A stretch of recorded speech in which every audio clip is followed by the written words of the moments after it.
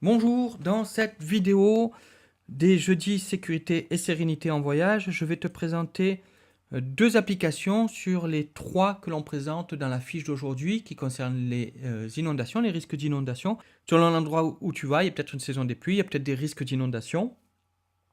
Et donc, il existe des applications qui te préviennent de ces risques. C'est bien mieux ainsi pour pouvoir mieux réagir, partir plus tôt, suivre les consignes que l'on te donne dans la fiche sécurité et sérénité en voyage sur comment réagir, prévenir le risque d'inondation et comment réagir dans le cas où ça arrive.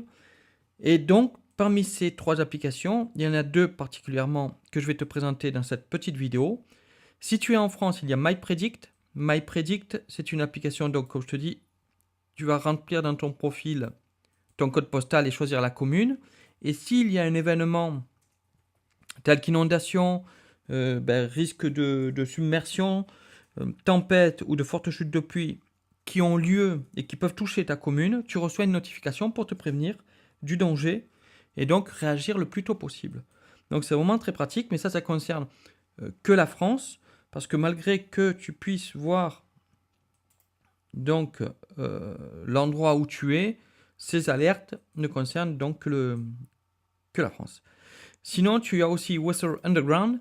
Weather Underground, c'est une application qui te permet non seulement de voir la météo, comme son nom l'indique, qui est plutôt précise, qui est plutôt pas mal foutue, et en plus, tu as dans les paramètres, en haut à droite, ici, la petite roue dentée, tu as push notification. Et alors, moi, je te conseille de ne jamais activer le GPS hors utilisation de l'application. Donc, voilà, ça, par My Location, ça sera que quand tu utilises l'application, donc c'est pas très utile. Mais par contre, tu peux mettre une ville, la ville où tu es, et donc recevoir des alertes en cas justement de danger qui sont dus à de fortes pluies, de fortes chutes de neige, etc., des tempêtes, etc. Donc ça, tu peux rajouter les lieux pour lesquels tu veux être prévenu des alertes en cours, ce qui te permettra d'être le plus réactif possible, d'agir le plus vite possible.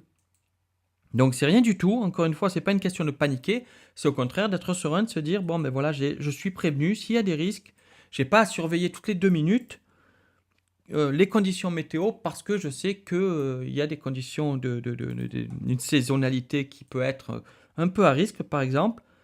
Et puis on voit bien qu'en ce moment, il y a pas mal d'inondations un peu partout, entre les incendies et les inondations. Donc d'avoir une application qui te prévient, c'est toujours très utile. Et sinon, je te conseille d'aller jeter un œil à la fiche sécurité et sérénité en voyage qu'on rajoute ce jour pour avoir plus de détails sur comment réagir en cas d'inondation. À bientôt.